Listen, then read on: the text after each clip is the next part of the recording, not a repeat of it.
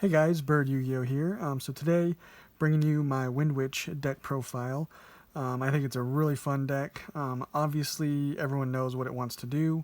It wants to get into, of course, Crystal Wing. And so my thinking with this is, of course, they know what you want to go into.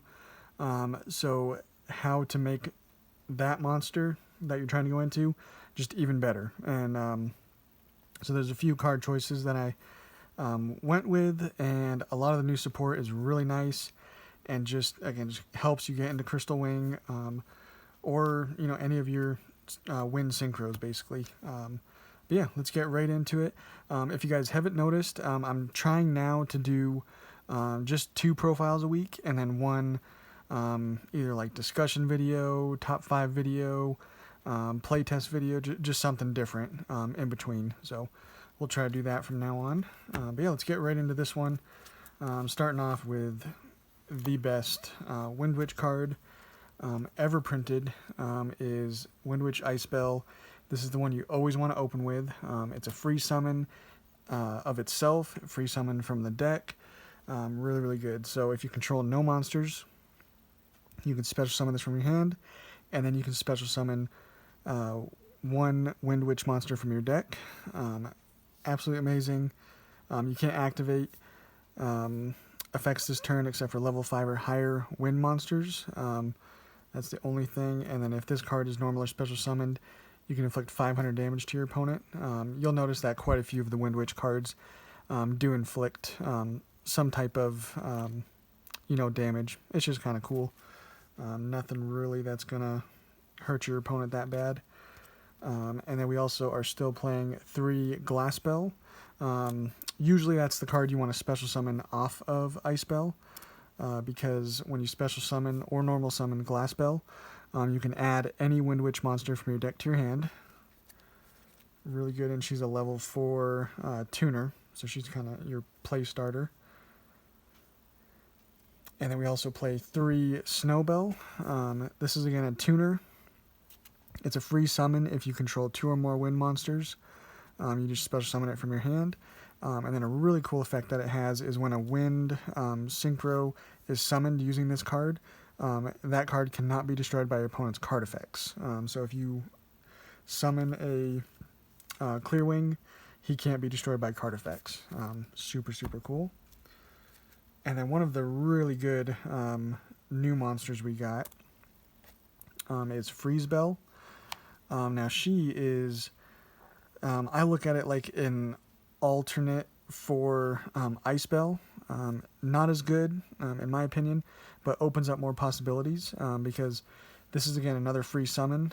If all monsters you control are Windwitch monsters, you can special summon this card from your hand, and then you can also, during your main phase, you can increase this card's level by 1, and then also another really cool effect, similar to Snowbell. If you synchro summon using this card, that monster cannot be destroyed by battle. So very, very cool.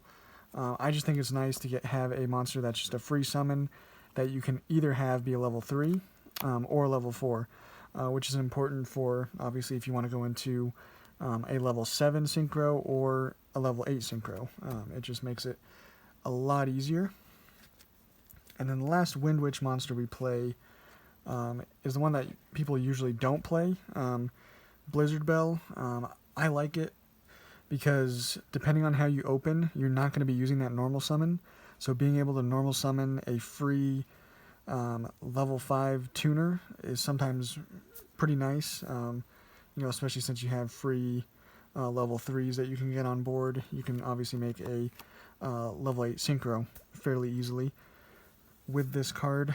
Basically, if you just control no monsters, or all monsters you control are Windwitch, you can normal summon this card without tributing. So that's kind of cool. And then the last of the, I guess, kind of Windwitch monsters is Win, the Wind Channeler. Basically, she is your way of searching out all of your Windwitches except for Blizzard Bell. You just discard this card and any other wind monster, and you can add a wind with 1500 or less defense from your deck to your hand. So obviously that's searching your power cards basically. getting all your plays going. It's super important in a deck like this, because if you don't open anything to go into a synchro, then your board is literally nothing most of the time. So yeah, this card is definitely important. And then the last of the monsters that we're playing is just a bunch of hand traps. So we got Gamma and Driver, which we do, I'm going to just say it now, we play Pot of Desires in this build. So this, if they're trying to ash that, you know, Gamma's just a free summon on board. Kind of cool. And then obviously one of the best hand traps. 3-draw and Lockbird, it's a wind type, and it also is just extremely good this format.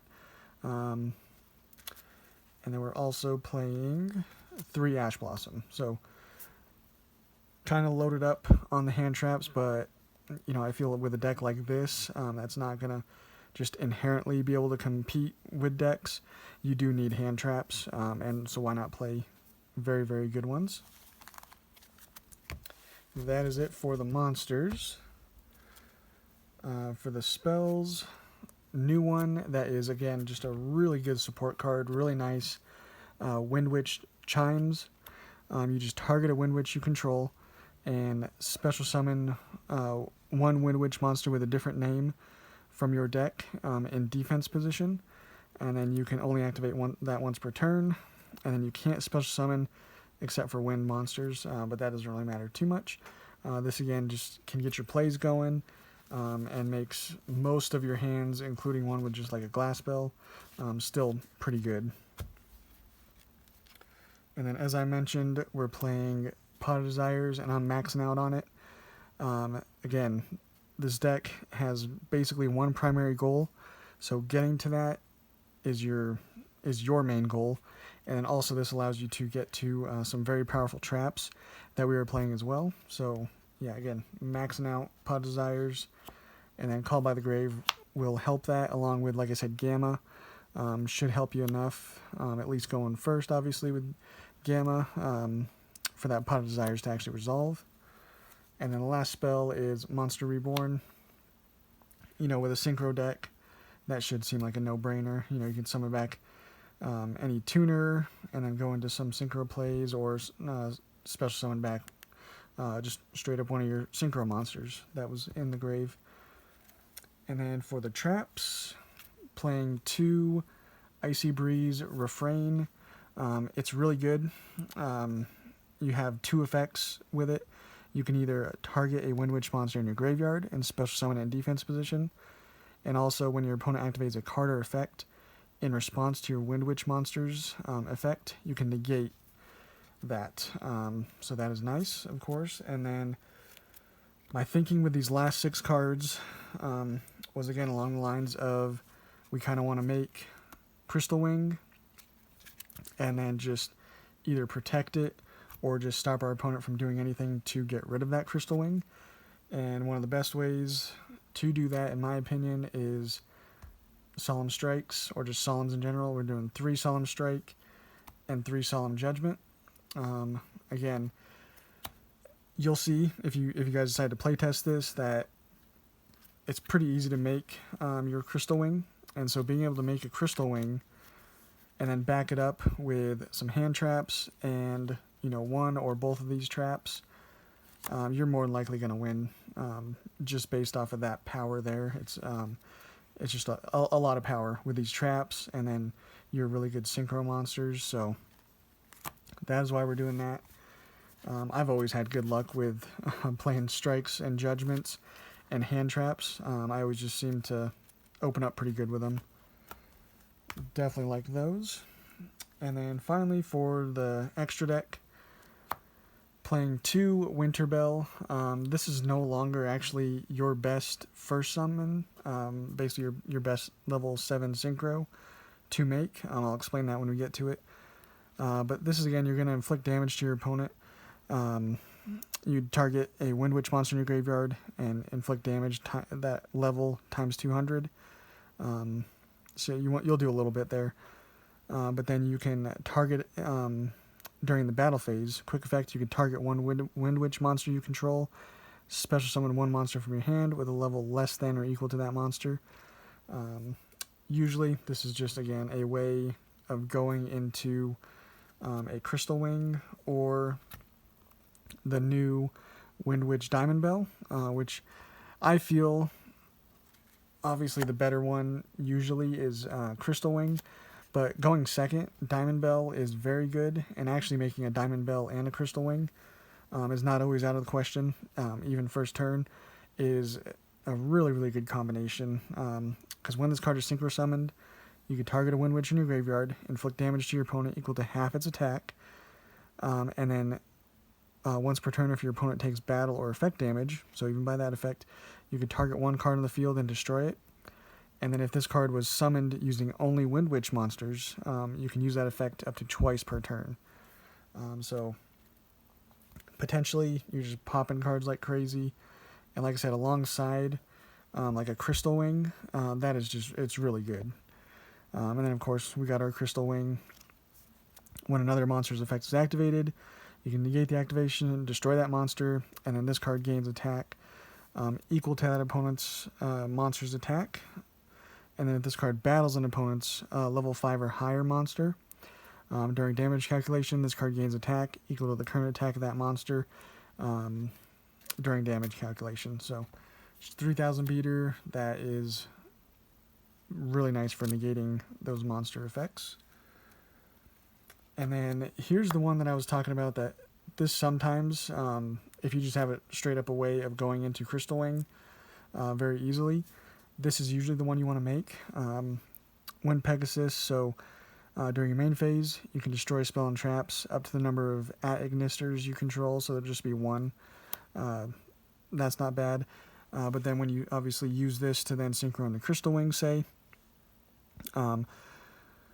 if another card you control is destroyed by battle or an opponent's card effect, while this card is in the graveyard or even on the field, you can banish this, target one card your opponent controls, and shuffle it into the deck. So that means if you have something that's getting destroyed, you're able to just get rid of something that your opponent has. So it's just nice to have in the grave just in case. And then just some other kind of wind synchros. Clearwing is a nice level 7 to play. Clearwing Fast Dragon. So we got Clearwing Synchro, and then we have Clearwing Fast. Both are, have their reasons for playing them. And then Stardust Dragon is another level 8. And then also play an Omega. You don't always want to go into it because, like with cards like Chimes, you can't activate this card, or you can't special summon monsters the turn you activate this card, except wind monsters. So you don't always want to go into Omega. But obviously with our Gamma and Driver, sometimes it's nice to negate a hand trap and then remove another card from your opponent's hand with Omega. So that's an option. And then we play a Lightning Chidori. That's the only XCs we play. You're usually not going into it, but you have even more ability to do that now, since you have Glass Bell and the new Freeze Bell, because you can make Freeze Bell a level 4 and then go into Chidori if you want. Like I said, usually you're not. You're choosing to go into your synchro plays over that, but it's an option. It's good against certain decks. And the last two cards are just two Wind Links. We got Win, the Wind Charmer, a nice one to play, and then a Great Fly. Just two more wind monsters that you can play that are nice to play in the deck. But yeah, that is the deck, guys. Again, I really like just playing a lot of hand traps, Pot of Desires, and then you got your Solemn Strike, Solemn Judgments. I think this deck is still really fun. Is it top tier? Definitely not, but it definitely can compete, and I feel it definitely can if you play, some good draw cards, some good hand traps, and then some good traps to back up your very good synchros that you can make. So yeah, check it out, guys, and we'll catch you on the next one.